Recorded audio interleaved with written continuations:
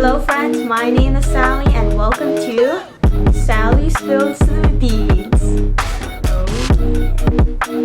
Today's beans that will be featured are Monggo Beans. Ta-da! The reason why I have chose Monggo Beans is because this month is actually a very special month to me. This month is Filipino-American History Month. So today's recipe will actually feature making Monggo Beans, my favorite food growing up. I did not like eating Monggo Beans growing up at all until I found out the health benefits of Monggo Beans. That is when I decided to enjoy this delicious bean. Check it out. Let's bring it back to normal. In today's first episode of Sally Spills the Beans, we will be spilling the beans on the stereotypes of dietitians and nutritionists. A few weeks ago, I shared a question on my Instagram story. The first question addressed all nutrition students, asking this question: what nutrition questions have you been asked?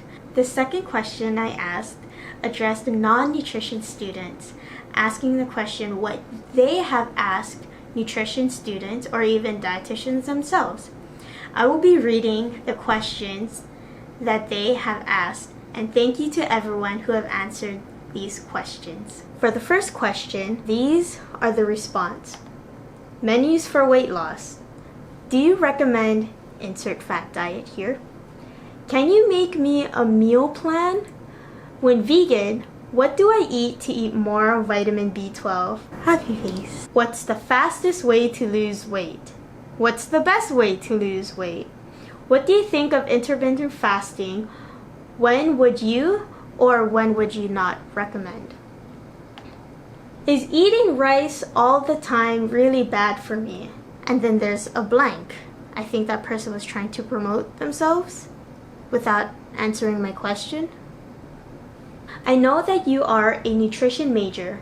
Do you want to sell these supplements? I remember having a question similar like that asked to me too. Can you make me a meal plan? Why does juice or juicing have so much fiber? I got a lot when I juice. I think that question is probably also addressing the pulp, such as when you're juicing or in that grinder looking machine, and then you see all of those like residue or leftovers after juicing. I think that's the pulp or the fiber that this question is being addressed. Make me a meal plan. LOL. That's not a question, but that happens a lot. Is it bad to eat late at night? Does sugar make you fat? Does the keto diet work? What is keto diet? Can you make me a meal plan? How do you stay motivated working out? What's the difference between dietitian and nutritionist? How to lose weight? Okay. These next responses are for the questions that were asked by non-nutrition students who would ask nutrition students these questions or that they were curious about. What foods should I eat if I'm trying to get an 8-pack? An 8-pack exists? Wow, I didn't know that. All I know is a 6-pack. Wow. Okay. If I did not know that. Is it true that some things like apple cider vinegar reduce your stomach fat, or just myths? LOL. Oh look, there's another blank.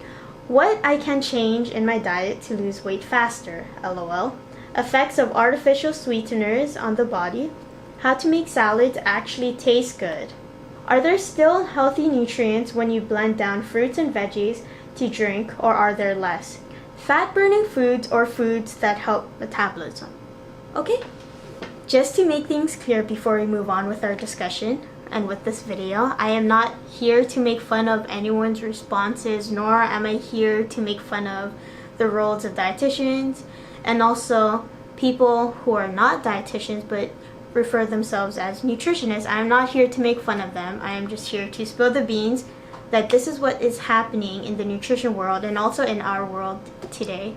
After reading these questions, I just want to say that these are legitimate questions that people have asked students studying nutrition and dietetics, as well as asking health professionals who are dietitians, or even to other people who are not dietitians, other stereotypes or labels that I have heard in my personal experience and from other health professionals placed on to dietitians and also nutritionists are nutrition police. I'm judging you. Don't judge me. We must be really healthy. We are perfect in our diet. But that is not 100% accurate.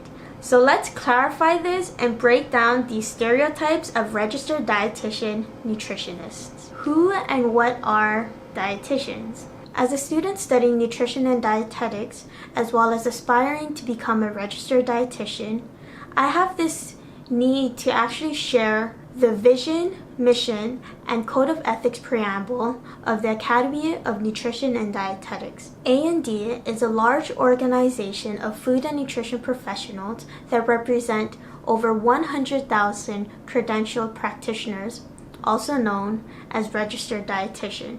The vision is where all people thrive through the transformative power of food and nutrition. The mission of A&D is accelerate improvement in global health and well-being through food and nutrition. I don't remember the A&D Code of Ethics preamble, so I will just share it with you here as I read it. When providing services, the nutrition and dietetics practitioner adheres to the core values of customer focus, integrity, innovation, social responsibility, and diversity. Scientific-based decisions derived from the best available research and evidence are the underpinnings of ethical conduct and practice. As I have shared, dietitians use food and nutrition as a transformative or empowering tool to care for global health as well as individual health. In addition to that, to make our decisions, we use scientific-based evidence or research to back up our rationale as well as our reasoning as to why food and nutrition will help this patient or group of people. What is the difference between a nutritionist and a dietitian?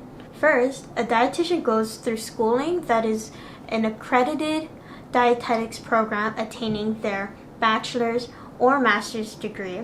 In about a couple years, the master's degree will actually be required in order to take the registered dietitian board exam. They will also need to complete 1,200 hours of supervised practice, pass the board examination to become a registered dietitian nutritionist, also known as an RDN, or also shortened as RD, registered dietitian, as well as continuing to learn and attain continuing education units, CEUs, in the career. Just as doctors are able to specialize in their work, dietitians are able to specialize in their work by becoming certified specialists in renal nutrition or even a certified specialist in diabetes education. Nutritionists, on the other hand, are individuals who are passionate about nutrition and also do their research but do not go through the schooling to become a professional in nutrition, hence nutritionists. So there's this saying that all dietitians are nutritionists, however, not all nutritionists are dietitians. This is not to say that all nutritionists are bad or they don't know anything or that they're inexperienced. In some cases, they could also be students or individuals who attained their degree in nutrition but have not gone through schooling to become a registered dietitian nutritionist.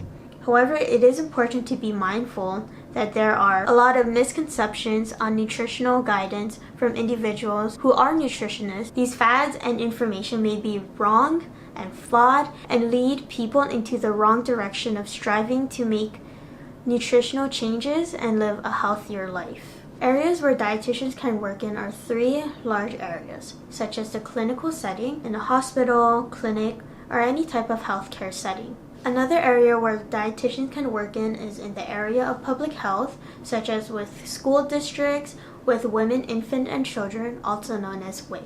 Another area of work where dietitians can work in is in the food service industry as food service managers. Other areas include research as educators in schools, such as high schools or at a university or college, holding their own private practice, as well as sports nutrition.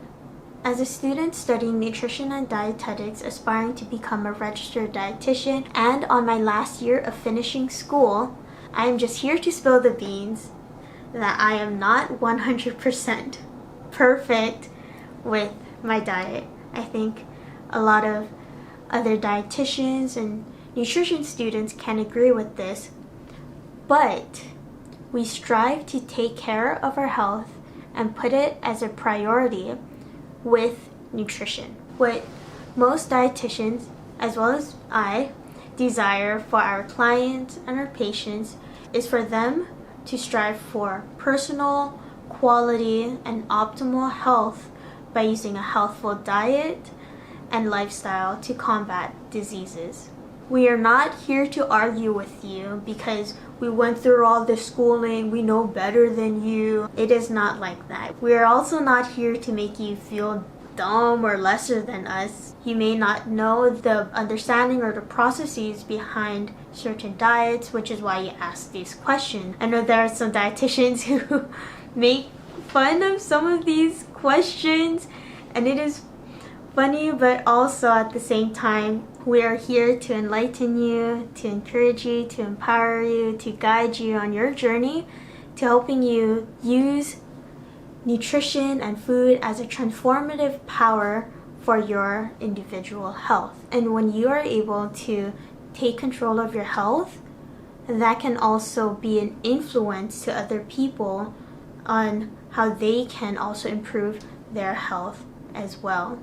We are talking about longevity here. We are talking about making you look good, to making you feel good. If this is what you want, then let's go. Please get in touch with the registered dietitian nutritionist. You can either Google them, or you can also be referred to a dietitian by your physician, or you can also ask people around like, hey, do you know any registered dietitians in the area? And if you need any help or little tidbits and tips, feel free to ask a nutrition student or even a dietitian as well. Best of luck, and we're here for you. Thank you for watching. Sally Spills the Beans.